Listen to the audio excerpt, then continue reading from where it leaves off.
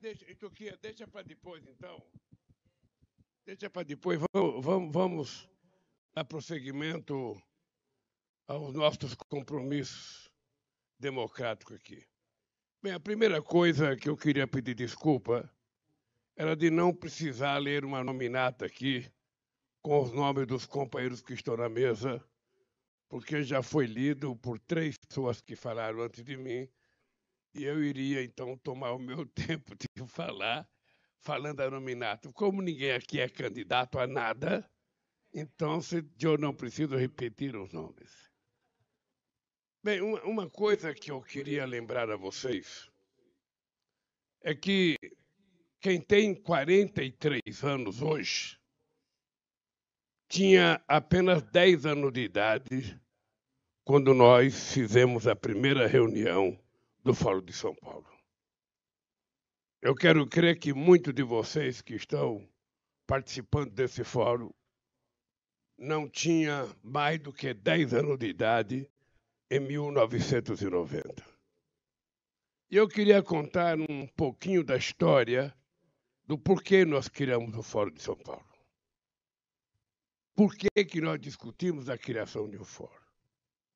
A primeira coisa é que em 1985 eu tinha consciência de que jamais a gente poderia chegar ao poder pela via do voto, pela via democrática. Essa era uma coisa que eu tinha na cabeça naquele momento. Não é possível que um operário possa chegar à presidência da República pela via do voto. Eu tinha sido candidato a governador de São Paulo em 1982. Eu imaginei que eu ia ganhar as eleições pela quantidade de gente que nós colocávamos na rua, mas quando chegou no resultado eleitoral, eu tive apenas 10% dos votos. Eu fiquei muito decepcionado, porque eu acreditava que trabalhador votava em trabalhador e constatei que não era tão verdadeiro assim. Era preciso que a gente criasse um mecanismo de fazer com que evoluísse a consciência política das pessoas para elas poderem votar na gente. E teve as eleições de 89. O PT tomou a decisão de me lançar candidato a presidente em 89, numa eleição em que disputava a presidência da República todas as grandes figuras públicas e históricas do meu país. Eu era, entre todos os candidatos, uma coisa muito pequena. Era um operário metalúrgico, criador de um partido político de apenas 8 anos de idade, disputando as eleições contra figuras importantes como Leonel de Moura Brizola, um grande companheiro que tinha sido caçado em 1964, que ficou no exílio e que voltou para o Brasil exatamente próximo da época de disputar eleições. Contra o doutor Ulisses Guimarães, que era o presidente do maior partido político no Brasil, foi presidente da Constituinte e tinha um partido que tinha 23 governadores de estados e 306 deputados e senadores. Não havia quem não acreditasse que o Ulisses Guimarães não fosse presidente da República. Tinha um ex-governador de São Paulo, Mário Covas, que era uma figura pública muito importante no Brasil. Tinha o vice-presidente da República, Aureliano Chaves, e tinha muitas outras pessoas importantes da política brasileira disputando as eleições. E eu imaginava que a gente não teria nenhuma chance de disputar aquela eleição. Nenhuma chance. E aconteceu uma surpresa. Eu fui para o segundo turno das eleições. E pela primeira vez, um operário metalúrgico de um partido de esquerda no Brasil, que tinha como aliado o PCdoB, nós conseguimos quase 47% dos votos e quase ganhamos as eleições.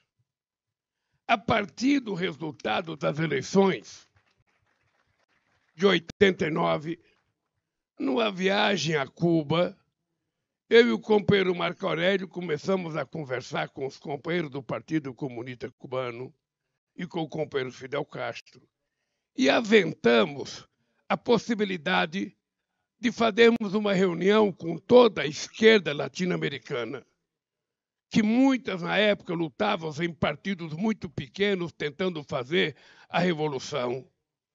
E nós, então, resolvemos convidar todas as organizações para que juntos a gente pudesse discutir, através de muita organização dos trabalhadores e do povo em geral, a gente, pela via democrática, chegar a ganhar o poder nos nossos países. Foi assim que nasceu a ideia da gente convocar o primeiro Fórum de São Paulo.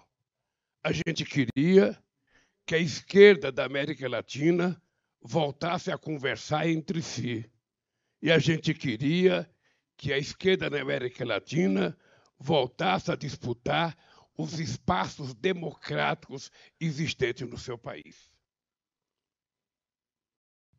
E aconteceu a primeira reunião em São Paulo, numa época de Copa do Mundo, em que tinha país que tinha 15 organizações de esquerda, todas muito pequenas, mas todas muito cheias da verdade, todas muito conscientes de que era através dela que ia nascer a revolução no seu país. E nós, então, começamos a conversar pela primeira vez. Pouca gente se conhecia, pouca gente, sabe, tinha relação de amizade, e a gente foi estabelecendo uma forma de conquistar confiança entre nós para que a gente pudesse construir o que nós hoje chamamos de Fórum de São Paulo. É importante vocês lembrarem, o companheiro Chaves, no segundo encontro que nós tivemos em El Salvador, o Chaves quis participar do Fórum de São Paulo e nós não deixamos. Nós não deixamos porque, na época, o Chaves tinha tentado dar o golpe na Venezuela. Ele era coronel, era professor da Academia Militar na Venezuela e tinha havido Caracaço na Venezuela, tinha morrido 300 pessoas. O Chaves tinha tentado dar um golpe e, quando chegou em El Salvador, o Chaves quis participar, nós não deixamos o Chaves participar, porque, olha, você não é democrático, você tentou dar golpe, você não vai participar do Fórum de São Paulo. E não era apenas nós, não. Era todo o Fórum de São Paulo que tinha essa consciência. Bem, depois a história vocês conhecem. O dado concreto é que o Fórum de São Paulo foi a primeira experiência latino-americana em que a esquerda resolveu se juntar sem precisar tirar as suas diferenças, nem tampouco acabar com as suas divergências, mas ela resolveu discutir, do ponto de vista da organização democrática, disputar os espaços políticos do nosso continente. E vocês sabem que a vitória foi muita nesse período. Vocês sabem que a América Latina, e sobretudo a América do Sul, viveu o seu melhor momento em 500 anos, de 2002 a 2010. Foi a vitória na Argentina, no Chile, no Brasil, na Venezuela, no Equador, né?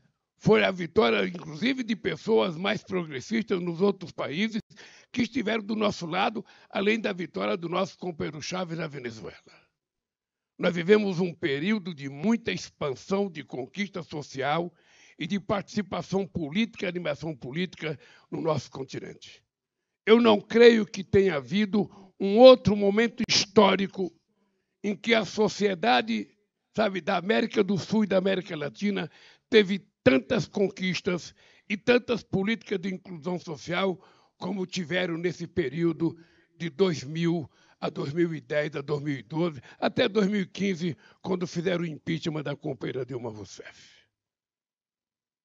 E vocês sabem quantas vezes nós fomos acusados. Vocês sabem quanta difamação e quantos ataques pejorativos se faz contra a esquerda na América do Sul.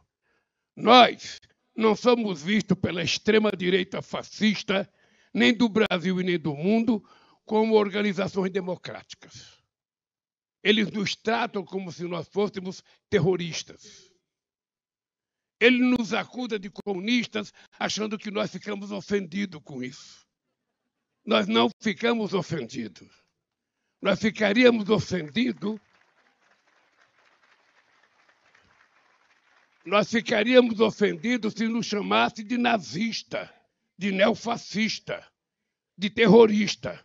Mas de comunista, de socialista, nunca. Isso não nos ofende. Isso nos orgulha, muitas vezes. E muitas vezes nós sabemos que merecemos esse ataque. Normalmente, quando as pessoas chegam à presidência da República, as pessoas não ousam participar do Fórum de São Paulo. A verdade é essa, os nossos companheiros, mesmo os nossos companheiros, não gostavam muito de participar do Fórum de São Paulo. Porque muitas vezes a gente é eleito presidente da República e a gente não gosta de ouvir críticas.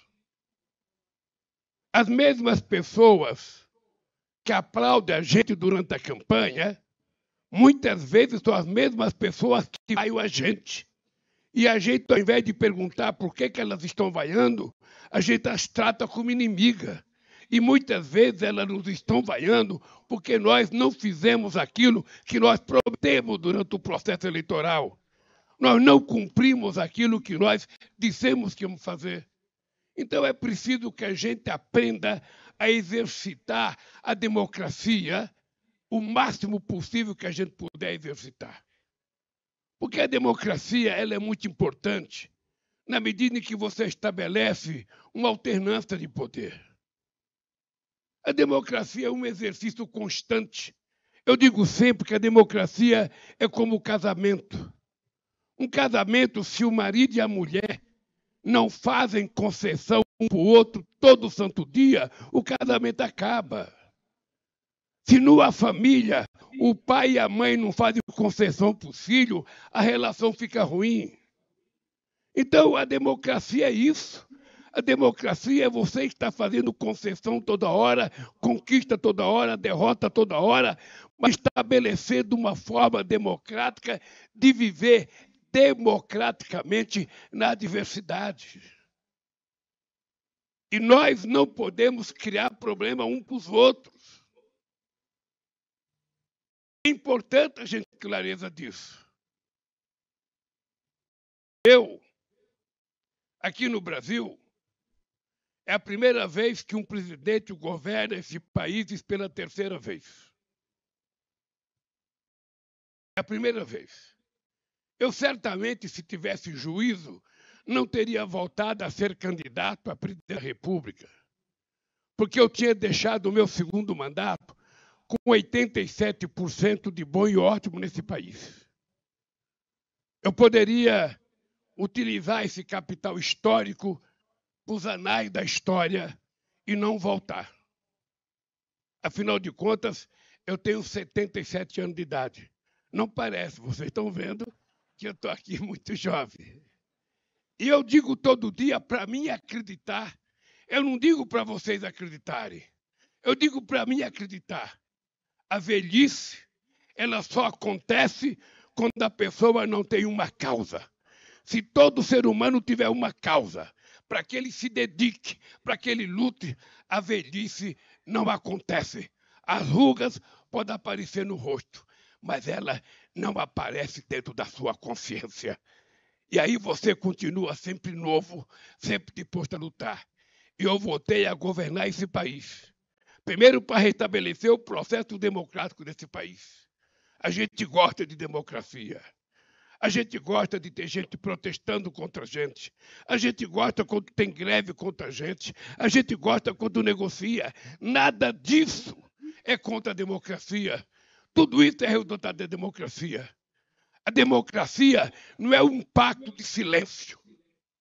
A democracia é uma sociedade em movimento, a busca de melhores dias, de melhores conquistas e de melhor qualidade de vida.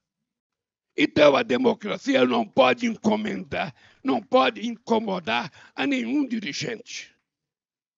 E eu sei o quanto nós perdemos no nosso continente. Eu sei o quanto foi triste, sabe? A Argentina ser eleita, ter um presidente de direita há pouco tempo atrás. Eu sei o quanto foi triste a saída do Rafael Correa.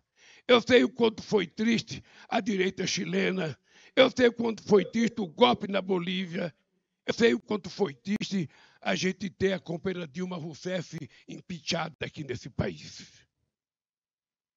E nós, ao invés de ficarmos lamentando, temos que tirar lições. Aonde é que nós erramos? O que nós não conseguimos fazer? Por que aconteceu tal coisa conosco? Por que depois de 30 anos tentando fazer a revolução, a Frente Farabudo Martins pede a eleição para a direita e na reeleição tem apenas 14% de voto?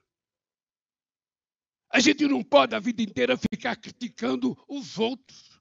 De vez em quando a gente tem que olhar para dentro de nós e saber o que nós fizemos de errado. Por que aconteceu aquilo? Por que aconteceu o impeachment da Dilma? Foi só erro da extrema-direita ou nós temos erros enquanto partido político?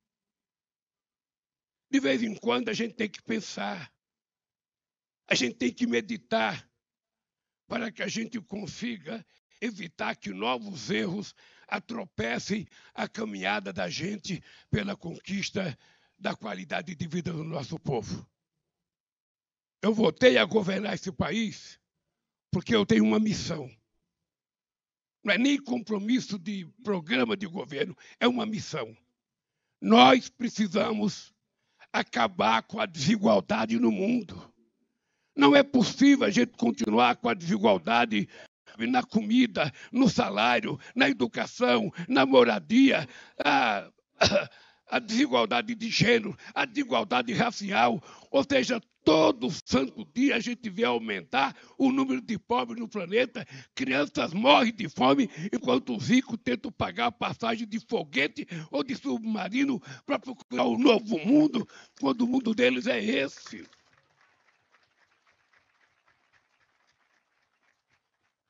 Então, companheiros e companheiras do Fórum de São Paulo, entre nós já não tem muita gente que ajudou a fundar o Fórum.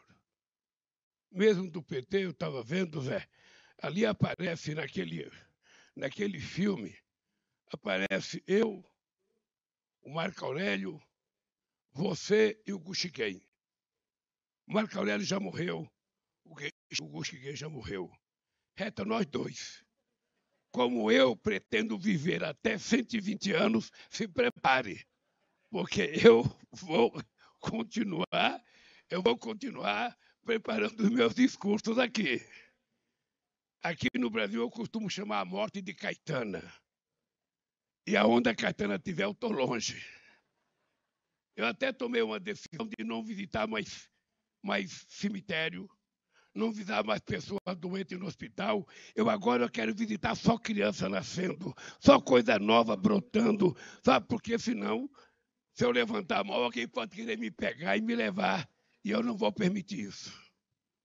Eu quero dizer para vocês que o Fórum de São Paulo é uma bênção que nós conseguimos criar na América Latina.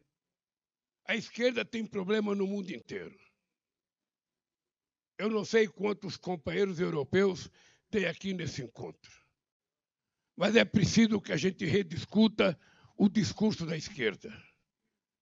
É preciso que a gente repense o que a gente quer e como a gente vai fazer para conquistar. Muitas vezes a direita ela tem mais facilidade do que nós com o discurso fascista. Aqui no Brasil, nós enfrentamos o discurso do costume, o discurso da família, o discurso do patriotismo.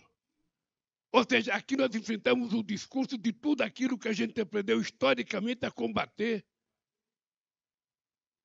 Na Europa, por exemplo, sabe, a esquerda ela perdeu o discurso para a questão da migração. Ou seja, a esquerda não sabe defender a questão dos imigrantes, é a direita que é contra de verdade. E muitas vezes a direita, como a Angela Merkel, tem uma posição política correta de aceitar milhares de imigrantes na Alemanha. Nós precisamos tentar discutir os nossos erros para que a gente possa corrigi-los.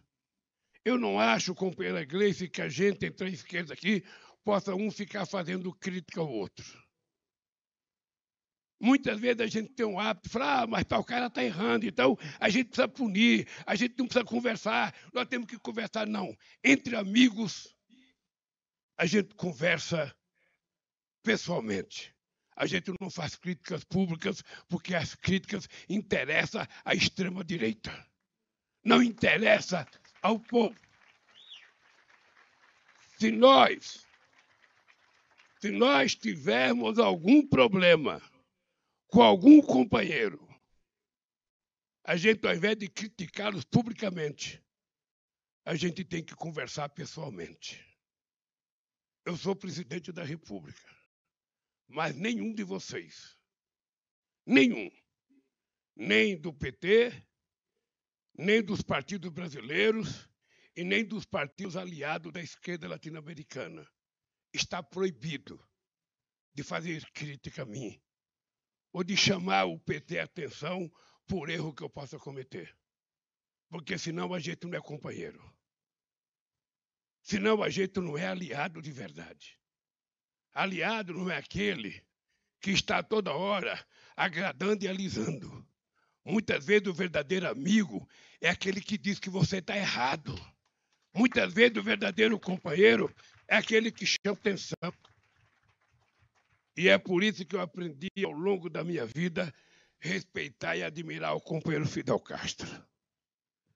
Porque desde 1985, em toda a relação que eu tive com Fidel Castro, ele nunca deixou de fazer a crítica que ele tinha que fazer pessoalmente e nunca deixou de elogiar publicamente. Ele agia diferente. Ele criticava pessoalmente e elogiava publicamente. Muitas vezes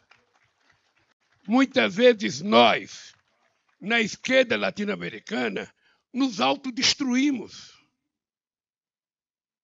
Porque utilizamos muitas vezes os nossos adversários no meio de comunicação para falar mal de nós, para tentar nos destruir, para mostrar os nossos defeitos, porque as virtudes nunca são mostradas. Então, queridos companheiros, eu queria terminar minha fala dizendo para vocês, eu,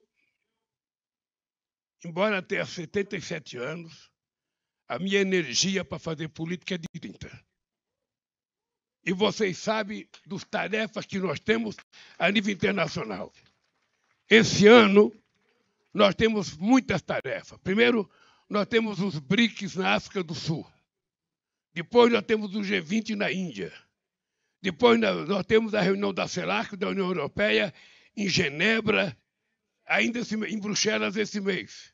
Depois, nós temos a primeira reunião amazônica feita no estado do Pará, com todos os países amazônicos. Inclusive, estamos convidando a Guiana Francesa para participar. Estamos convidando a Indonésia e estamos convidando os 2 Congos.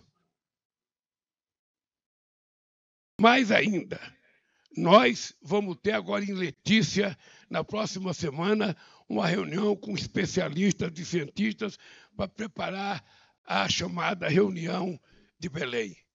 E mais importante, em 2025, pela primeira vez, a gente vai ter uma reunião para discutir a questão do clima sobre a Amazônia dentro da Amazônia, no estado amazônico, para as pessoas saberem o que é efetivamente a Amazônia. E queremos construir, com os 8 países da América do Sul, uma política unitária para que a gente possa chegar em dezembro, ou quem sabe menos ainda, nos Emirados Árabes, na COP28, com a posição correta em defesa dos países que mantêm florestas em pé, como a América do Sul e como a África, o Congo, a Brazzaville, o Congo Kinshasa, o Congo Democrático e mais a Indonésia. Então, a nossa tarefa é muito grande. É muito grande e nós não podemos perder 1 minuto de tempo, muito menos de espaço. Senão a gente perde. O Brasil ficou fora do mundo praticamente 6 anos. 6 anos em que o Brasil não era levado a sério em lugar nenhum do mundo. Nós voltamos e queremos voltar não para o Brasil voltar a ter destaque. Nós queremos voltar para que a América do Sul e a América Latina voltem a ter destaque. Nós voltamos para brigar pela autonomia das Nações Unidas. A ONU não pode continuar com a mesma dimensão que ela teve em 45. É preciso aumentar os membros da ONU com a África, com a América Latina, com os países asiáticos, e é preciso mudar os membros permanentes do Conselho de Segurança, porque são eles que produzem armas, são eles que fazem a guerra, sem passar pela decisão do Conselho de Segurança. Então, nós estamos numa trincheira, além de cuidar do nosso país, nós temos que cuidar de fortalecer o papel dos setores progressistas e democráticos da sociedade nesse mundo. Porque a direita fascista ela tem crescido em muitos lugares. Em lugares que a gente jamais imaginou que ela voltava a crescer. Ela voltou a crescer. Por isso eu queria fazer um apelo, companheira Gleisi Hoffmann, presidente do PT, companheiro do PCdoB, companheiro dos partidos da América Latina. Nós não temos tempo a ficar brigando por coisas menores. Quem fazia crítica ao companheiro Tabaré, ou quem fazia crítica ao companheiro Pepe Mujica, sabe quanta falta fazem eles no poder para a gente poder fazer críticas. Portanto, é muito melhor ter um companheiro da gente cometendo alguns equívocos para a gente criticar do que ter alguém de direita governando que não permite sequer que a gente tenha espaço para fazer crítica. No Brasil, nós aprendemos. 4 anos da extrema-direita nesse país foi uma lição para todos nós. Ou nós criamos juízo, ou nós nos organizamos, e ou nós trabalhamos para resolver os problemas da sociedade brasileira, sobretudo com a questão da inclusão social, ou a extrema-direita está aí, contando mentiras, utilizando fake news, violentando qualquer parâmetro de dignidade para voltar ao poder. Por isso eu quero que vocês saibam que vocês podem contar comigo. Enquanto esse coração jovem estiver pulsando, eu estarei lutando para que a gente conquiste respeitabilidade, a dignidade do povo trabalhador da nossa querida América Latina. Um abraço, queridos, e bom congresso para vocês.